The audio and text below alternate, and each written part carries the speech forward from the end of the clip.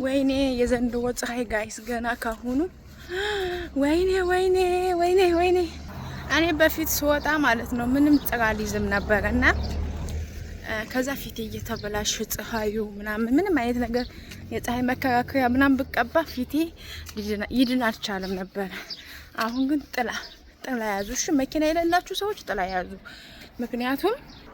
ምክንያቱም ጥላ ያስፈልጋል።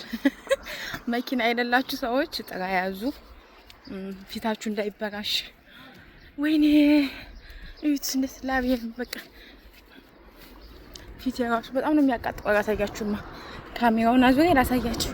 በጣም ነው የሚያቃጥለው። አሁን እንግዲህ ገና 10 ሰዓት ነው። ያ ማለት 3 ሰዓት 5 ሰዓት ከቀኑ ከሰዓት ደግሞ አስቡት እንዴት እንደሚያቃጥል ማለት ነው።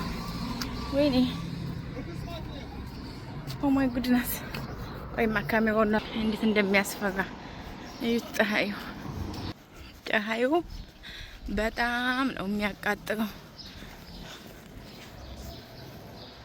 በጣም ነው የሚያስፈራው። እና ጥላ ያዙ። እሺ መኪና የሌላችሁ እህቶቼ ጥላ ያዙ ስትወጡ።